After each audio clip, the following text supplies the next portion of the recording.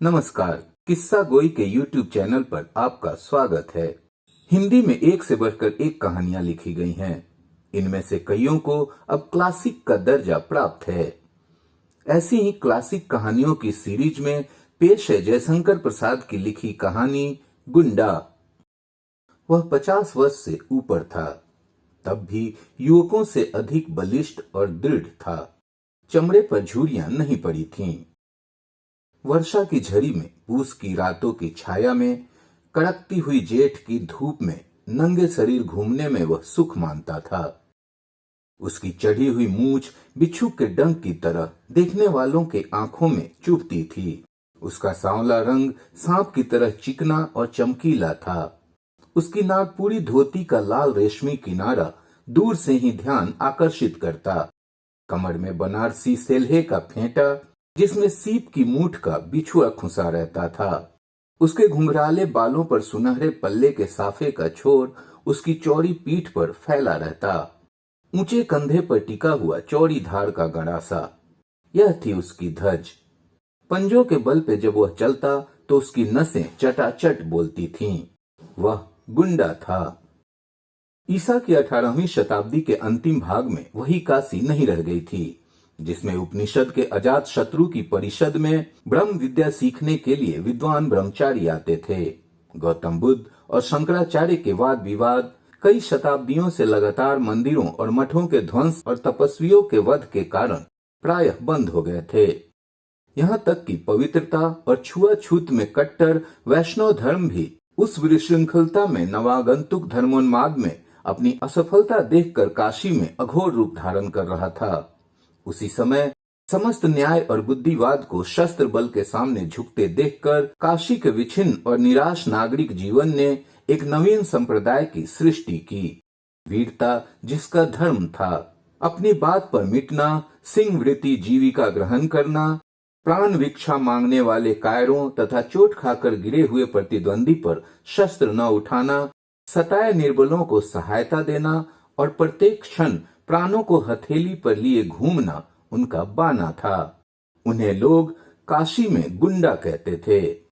जीवन की किसी अलभ्य अभिलाषा से वंचित होकर जैसे प्रायः लोग विरक्त हो जाते हैं, ठीक उसी तरह किसी मानसिक चोट से घायल होकर एक प्रतिष्ठित जमींदार का पुत्र होने पर भी ननकू सिंह गुंडा हो गया था। दोनों हाथों से उसने अपनी संपत्ति लुटाई। ननकू सिंह ने बहुत सा रुपया खर्च करके जैसा स्वांग खेला था, उसे काशी वाले बहुत दिनों तक नहीं भूल सके। बसंत ऋतु में यह प्रहसनपूर्ण अभिनय खेलने के लिए उन दिनों प्रचुर धन, बल, निर्भीकता और उच्च श्रृंखलता की आवश्यकता होती थी। एक बार ननकू सिंह ने भी एक पैर में नुपुर, एक हाथ में तोड़ा, एक आंख में काजल, एक कान में हजारों के मोती तथा दूसरे कान में फटे हुए जूते का तल्ला लटकाकर, एक में जराऊ मुठ की तलवार, दूसरे हाथ आभूषणों से लदी हुई अभिनय करने वाली प्रेमिका के कंधे पर रखकर गाया था, कहीं बैगन वाली मिले तो बुला देना। प्रायः बनारस के बाहर की हरियालियों में, अच्छे पानी वाले कुओं पर, गंगा की धार में मचलती हुई डोंगी पर वह दिखलाई पड़ता था।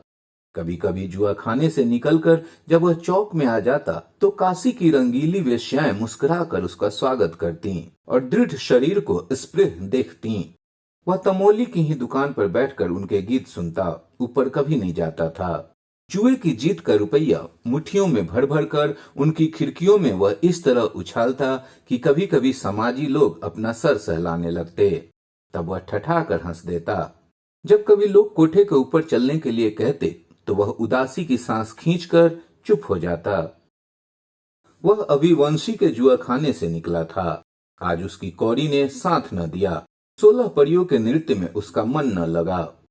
मन्नू तमोली की दुकान पर बैठे हुए उसने कहा, आज शायद अच्छी नहीं रही मन्नू। क्यों मालिक, चिंता किस बात की है? हम लोग किस दिन के लिए हैं? सब आप ही का तो है। अरे बुद्धू ही रहे तुम। ननकू सिंह जिस दिन किसी से लेकर जुआ खेलने लगे, उसी दिन समझना वह मर गए। तुम समझे नहीं कि मैं जुआ खेलने कब जाता हूँ? जब मेरे पास एक पैसा नहीं रहता। उसी दिन नाल पर पहुँचते ही जिधर बड़ी ढेरी रहती है उसी को बदता हूँ, और फिर वही दाव आता भी है। बाबा कीनाराम का यह वरदान है। तब आज क्यों मालिक? पहला दाव तो आया ही, फिर 2-4 हाथ बदने पर सब निकल गया। तब भी लो, यह 5 रुपए बच गए हैं। 1 रुपया तो पान के लिए रख लो और 4 दे दो मलुकी कत्थक को। कह दो कि दुलारी से गाने के लिए कह दे। हाँ, वही गीत, विलमी विदेश रहे। ननकू सिंह की बात सुनते ही मलुकी, जो अभी गांजे की चिलम पर रखने के लिए अंगारा चूर रहा था, घबरा कर उठ खड़ा हुआ। वह सीढ़ियों पर दौड़ता हुआ चढ़ गया। चिलम को देखता ही ऊपर चढ़ा, इसलिए उसे चोट भी लगी, पर ननकू सिंह की भुकटी देखने की शक्ति उसमें कहाँ। उसे ननकू सिंह की वह मूर्ति नहीं भूली थी जब इसी पान की दुकान पर जुएखाने से जीते हुए रुपयों से भरा तोड़ा लिए हुए वह बैठा था। दूर से बोधी सिंह की बारात का बाजा बजता हुआ आ रहा था। ननकू ने पूछा, यह किसकी बारात है? ठाकुर बोधी सिंह की लड़के की। मन्नू के इतना कहते ही ननकू के होठ फड़कने लगे।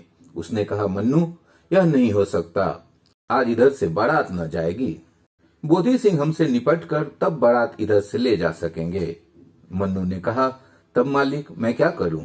ननकू गड़ासा कंधे पर से और ऊंचा करके मलुकी से बोला, मलुकिया देखता है, अभी जा ठाकुर से कह दे कि बाबू ननकू सिंह आज यहीं लगाने के लिए खड़े हैं, समझ कर आवे, लड़के की बारात है। मलुकिया कांपता हुआ ठाकुर बोधी सिंह के पास गया। बोधी सिंह और ननकू में 5 वर्ष से सामना नहीं हुआ है। किसी दिन नाल पर कुछ बातों में कहा सुनी होकर बीच बचाव हो गया था, फिर सामना नहीं हो सका। आज ननकू जान पर खेलकर अकेले खड़ा है। बोधी सिंह भी उस आन को समझते थे। उन्होंने मलुकी से कहा, जाबे कह दे कि हमको क्या मालूम कि बाबू साहब वहां खड़े हैं, जब वो हैं ही तो 2 समधी जाने का क्या काम है। बोधी सिंह लौट गए और मलुकी के कंधे पर तोड़ा लाद कर बाजे के आगे आगे ननकू सिंह बारात लेकर गए। ब्याह में जो कुछ लगा खर्च किया। ब्याह कराकर तब दूसरे दिन इसी दुकान तक आकर रुक गए। लड़के को और उसके बारात को उसके घर भेज दिया। मलुकी को भी 10 रुपया मिला था उस दिन।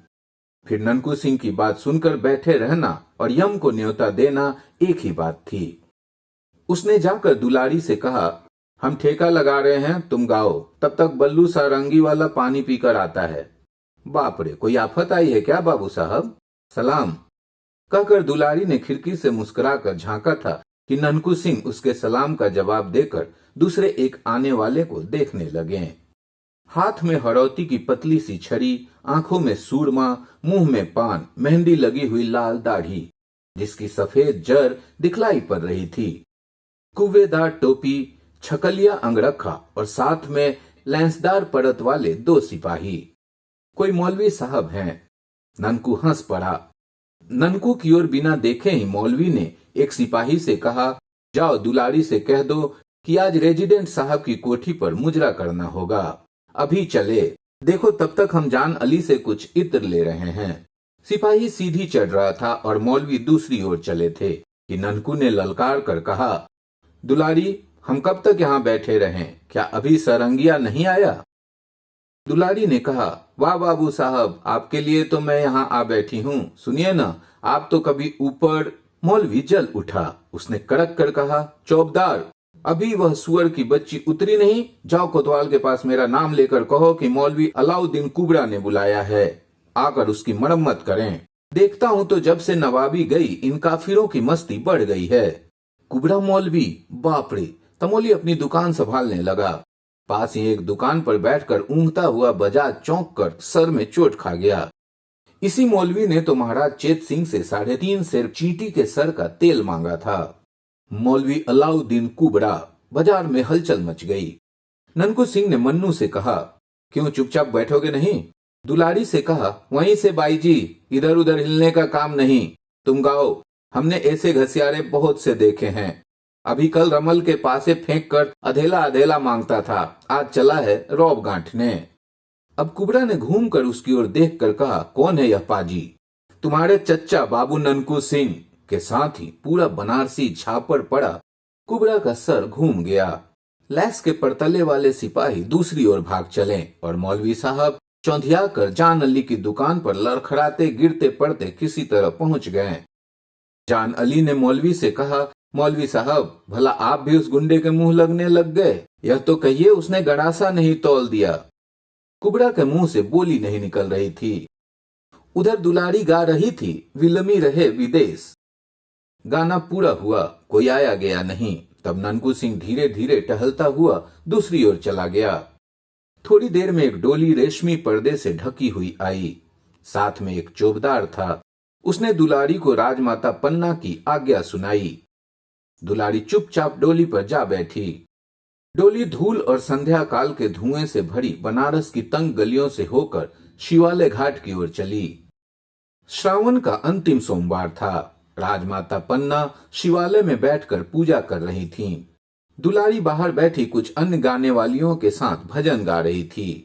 आरती हो जाने पर फूलों की अंजलि बिखेरकर पन्ना ने भक्ति भाव से देवता के चरणों में प्रणाम किया। फिर प्रसाद लेकर बाहर आते ही उन्होंने दुलारी को देखा। उसने खड़ी होकर हाथ जोड़ते हुए कहा, मैं पहले ही पहुंच जाती, क्या करूं? वह कुबड़ा मौलवी निगोरा आकर रेजिडेंट की कोठी पर ले जाने लगा। घंटों इसी झंझट में बीत गया सरकार। कुबड़ा मौलवी? जहां सुनती हूं उसी का नाम। सुना कि उसने यहां भी आकर कुछ। फिर न जाने क्या सोचकर बात बदलते हुए पन्ना ने कहा, हाँ, तब फिर क्या हुआ? तुम कैसे यहाँ आ सकी? बाबू ननकू सिंह उधर से आ गए। मैंने कहा कि सरकार की पूजा पर मुझे भजन गाने को जाना है और यह जाने नहीं दे रहा है। उन्होंने मौलवी को ऐसा झापर लगाया कि उसकी हेकड़ी भूल गई और तब जाकर मुझे किसी तरह यहाँ आने की छुट्टी मिली।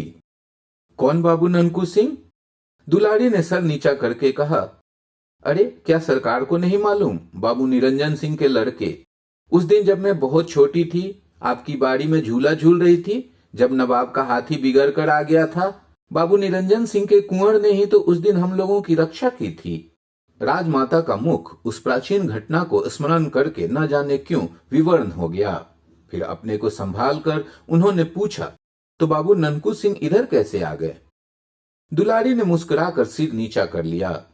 दुलारी राजमाता पन्ना के पिता की जमींदारी में रहने वाली वेश्या की लड़की थी। उसके साथ कितनी ही बार झूले हिंडोले अपने बचपन में पन्ना झूल चुकी थी। वह बचपन से ही गाने में सुरीली थी। सुंदरी होने पर चंचल भी थी। पन्ना जब काशीराज की माता थी तब दुलारी काशी की प्रसिद्ध गाने वाली थी।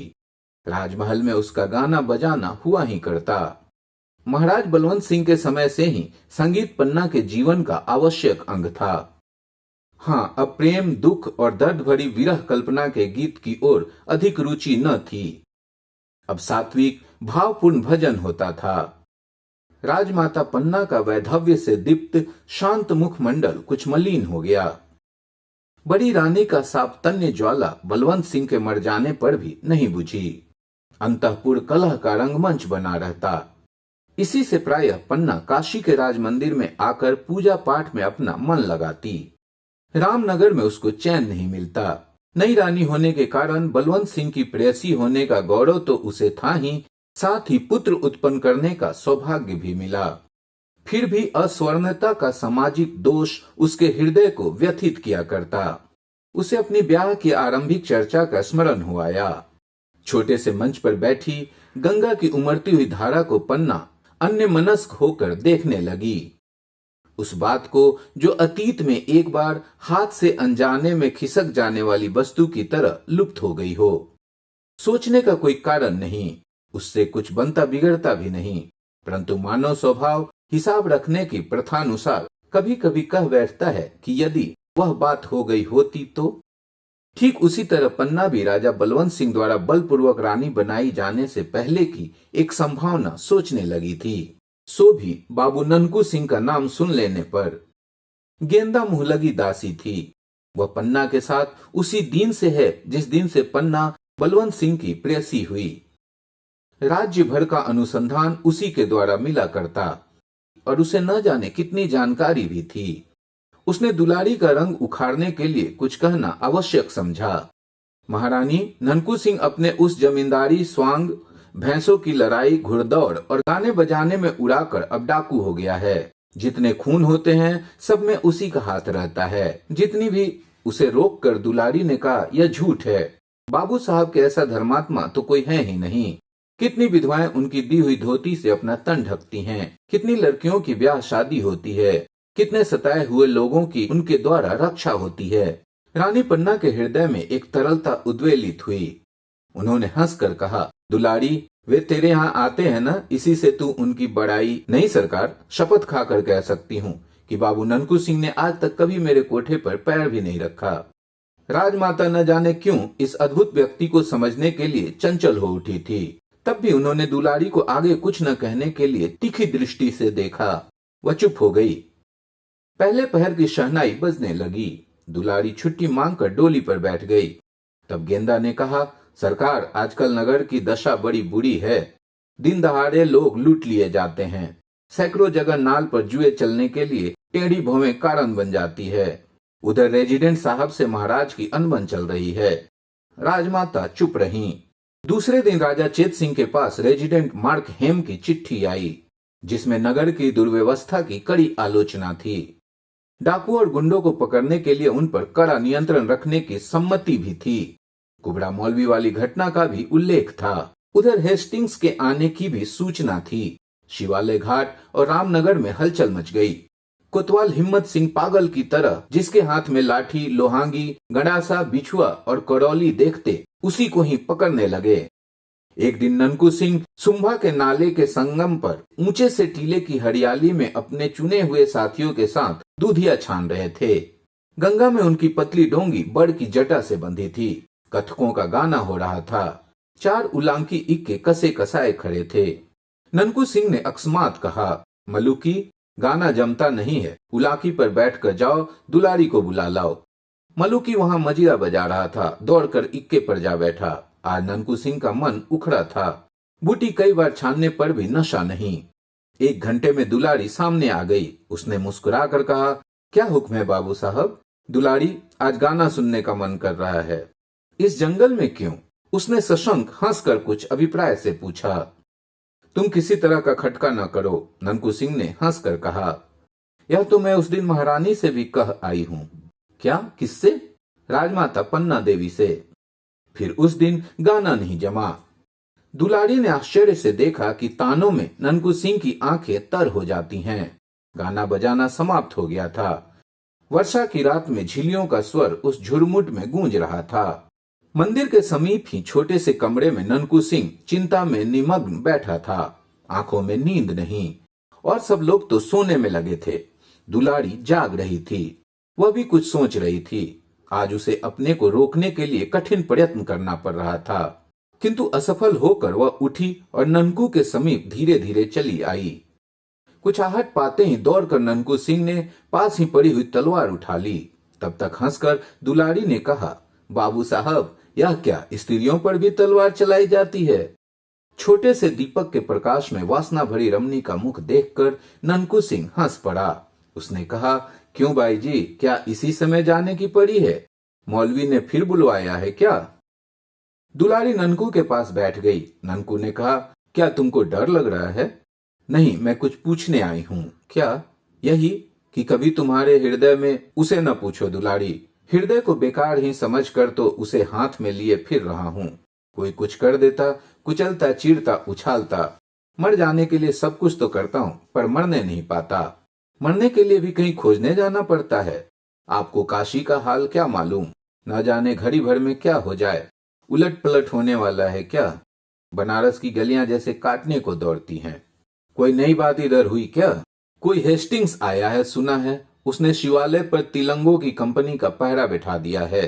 राजा चेत सिंह और राजमाता पन्ना वहीं हैं। कोई कोई कहता है कि उनको पकड़कर कलकत्ता भेजने। क्या? पन्ना भी? रनिमास भी वहीं है? ननकू अधीर हो उठा था। क्यों बाबू साहब, आज रानी पन्ना का नाम सुनकर आपकी आंखों में आंसू क्यों उतर आ गए? सहसा ननकू का मुख भयानक हो उठा। उसने कहा, चुप रहो, तुम उसको जानकर क्या करोगी? वह उठ खड़ा हुआ। उद्विग्न की तरह न जाने क्या खोजने लगा। फिर स्थिर होकर उसने कहा, दुलारी, जीवन में आज यह पहला ही दिन है कि एकांत रात में एक स्त्री मेरे पलंग पर आकर बैठ गई है। मैं चीर कुमार अपनी एक प्रतिज्ञा का निर्वाह करने के लिए सैकड़ों असत्य अपराध करता फिर रहा हूँ। क्यों? तुम जानती हो, मैं स्त्रियों का घोर विद्रोही हूँ। और पन्ना, किंतु उसका क्या अपराध? अत्याचारी बलवंत सिंह के कलेजे में बिछुआ मैं न उतार सका, किंतु पन्ना उसे पकड़कर गोरे कलकत्ते भेज देंगे। वहीं ननकू सिंह उन्मत्त हो उठा था। दुलारी ने देखा ननकू अंधकार में ही वट वृक्ष के नीचे पहुंचा और गंगा की उमड़ती हुई धारा में डोंगी खोल दी। उसी घने अंधकार में दुलारी का हृदय कांप उठा। 16 अगस्त सन 1781 को काशी डवाडोल हो रही थी। शिवालय घाट में राजा चेत सिंह लेफ्टिनेंट स्टाकर के पहरे में थे। नगर में आतंक था, दुकानें बंद थीं। घरों में बच्चे अपनी माँ से पूछते थे, माँ आज हलवा वाला नहीं आया। वह कहती, चुप बेटे। सड़कें सूनी पड़ी थी। तिलंगों की कंपनी के आगे आगे कुबड़ा मौलवी कभी कभी आता जाता दिखाई पड़ता था। उस समय खुली हुई खिड़कियां बंद हो जाती थीं। भय और सन्नाटे का राज्य था। चौक में चिथरू सिंह की हवेली अपने भीतर काशी की वीरता को बंद किए कोतवाल का अभिनय कर रही थी। उसी समय किसी ने पुकारा, हिम्मत सिंह। खिड़की में से सिर निकालकर हिम्मत सिंह ने पूछा, कौन? बाबू ननकू सिंह। अच्छा, तुम अब तक बाहर ही हो? पागल, राजा कैद हो गए हैं। छोड़ दो इन सब बहादुरों को। हम एक बार इनको लेकर शिवालय घाट जाएं। ठहरो, कहकर हिम्मत सिंह ने कुछ आज्ञा दी। सिपाही बाहर निकले। ननकू की तलवार चमक उठी। सिपाही भीतर भागे। ननकू ने कहा, नमक हरामो, चूड़ियां पहन लो। लोगों के देखते देखते ननकू सिंह चला गया। कोतवाली के सामने फिर सन्नाटा हो गया। ननकू उन्मत्त था। उसके थोड़े से साथी उसकी आज्ञा पर जान देने के लिए तुले थे। वह नहीं जानता था कि राजा चेत सिंह का क्या राजनीतिक अपराध है। उसने कुछ सोचकर अपने थोड़े से साथियों को फाटक पर गड़बड़ मचाने के लिए भेज दिया। इधर अपनी डोंगी लेकर शिवालय की खिड़की के नीचे धारा काटते हुए पहुंचा। किसी तरह निकले हुए पत्थर में रस्सी अटकाकर उस चंचल डोंगी को उसने स्थिर किया और बंदर की तरह उछलकर खिड़की के भीतर हो गया। उस समय वहां राजमाता पन्ना और राजा चेत सिंह से बाबू मनिहार सिंह कह रहे थे, आपके यहाँ रहने से हम लोग क्या करें, यह समझ नहीं आता। पूजा पाठ समाप्त करके आप रामनगर चली गई होती तो यह। तेजस्विनी पन्ना ने कहा, अब मैं रामनगर कैसे चली जाऊं? मनिहार सिंह दुखी होकर बोले, कैसे बताऊं, मेरे सिपाही तो बंदी हैं। इतने में फाटक पर कोलाहल मचा। राज परिवार अपनी मंत्रणा में डूबा था कि ननकू सिंह का आना उन्हें मालूम हुआ। सामने का द्वार बंद था। ननकू सिंह ने एक बार गंगा की धारा को देखा। उसमें एक नाव घाट पर लगने के लिए लहरों से लड़ रही थी। वह प्रसन्न हो उठा। इसी की प्रतीक्षा में वह रुका था। उसने जैसे सबको सचेत करते हुए कहा, महारानी कहाँ हैं? सबने घूमकर देखा। एक अपरिचित वीर मूर्ति, शस्त्रों से लदा हुआ पूरा देव। चेत सिंह ने पूछा, तुम कौन हो? राज परिवार का एक बिना दाम का सेवक। पन्ना के मुंह से हल्की सी एक सांस निकल कर रह गई। उसने पहचान लिया। इतने वर्षों बाद वही ननकू सिंह। मनिहार सिंह ने पूछा, तुम क्या कर सकते हो? मैं मर सकता हूं। पहले महारानी को डोंगी पर बिठाइए, नीचे दूसरी डोंगी पर अच्छे मलाह हैं, फिर बात कीजिए। मनिहार सिंह ने देखा जनानी ड्योढ़ी का दरोगा एक डोंगी पर 4 मलाहों के साथ खिड़की से नाव सटाकर प्रतीक्षा में है। उन्होंने पन्ना से कहा, चलिए मैं साथ चलता हूं। और चेत सिंह को देखकर पुत्र वत्सला ने संकेत से एक प्रश्न किया। उसका उत्तर किसी के पास न था। मनिहार सिंह ने कहा, तब मैं यहीं। ननकू ने हंसकर कहा, मेरे मालिक आप नाव पर बैठें, जब तक राजा भी नाव पर बैठ जाएंगे। जब तक राजा भी नाव पर न बैठ जाएंगे तब तक 17 गोली खाकर भी ननकू सिंह जीवित रहने की प्रतिज्ञा करता है। पन्ना ने ननकू को देखा। एक क्षण के लिए चारों आंखें मिली, जिनमें जन्म जन्म का विश्वास ज्योति की तरह जल रहा था। फाटक बलपूर्वक खोला जा रहा था। ननकू ने उन्मत्त होकर कहा, मालिक जल्दी कीजिए। दूसरे क्षण पन्ना डोंगी पर थी और ननकू सिंह फाटक पर स्टॉकर के साथ। चेतराम ने आकर चिट्ठी मनिहार सिंह के हाथ में दी। लेफ्टिनेंट ने कहा, आपके आदमी गड़बड़ मचा रहे हैं। अब मैं अपने सिपाहियों को गोली चलाने से नहीं रोक सकता। मेरे सिपाही यहाँ कहाँ हैं साहब? मनिहार सिंह ने हंसकर कहा। बाहर कोलाहल बढ़ने लगा। चेतराम ने कहा, पहले चेत सिंह को कैद कीजिए। कौन ऐसी हिम्मत करता है? कड़क कर कहते हुए बाबू मनिहार सिंह ने तलवार खींच ली। अभी बात पूरी न हो सकी थी कि कुबड़ा मौलवी वहां आ पहुंचा। यहाँ मौलवी की कलम नहीं चल सकती थी और न ये बाहर ही जा सकते थे। उन्होंने कहा, देखते क्या हो चेतराम? चेतराम ने राजा के ऊपर हाथ रखा ही था कि ननकू के सधे हुए हाथ ने उसकी भुजा उड़ा दी। स्टॉकर आगे बढ़े। मौलवी साहब चिल्लाने लगे, ननकू ने देखते देखते स्टॉकर और उसके कई साथियों को धराशायी किया। फिर मौलवी साहब कैसे बचते? ननकू सिंह ने कहा, क्यों बे, उस दिन के झापर ने तुमको समझाया नहीं? पाजी कहकर ऐसा साफ जनेवा मारा कि कुबड़ा ढेर हो गया। कुछ ही क्षणों में भीषण घटना हो गई जिसके लिए कोई प्रस्तुत न था। ननकू सिंह ने ललकार कर कहा, आप क्या देखते हैं, उतरिए डोंगी पर। उसके घावों से रक्त के फुहारे छूट रहे थे। उधर फाटक से तिलंगे भीतर आने लगे थे। चेत सिंह ने खिड़की से उतरते हुए देखा कि 20 तिलंगों की संगीनों में वह अविचल खड़ा होकर तलवार चला रहा है। ननकू के चट्टान सदृश शरीर से गैरिक की तरह रक्त की धारा बह रही है। गुंडे का एक एक अंग कटकर गिरने लगा। वह काशी का गुंडा था।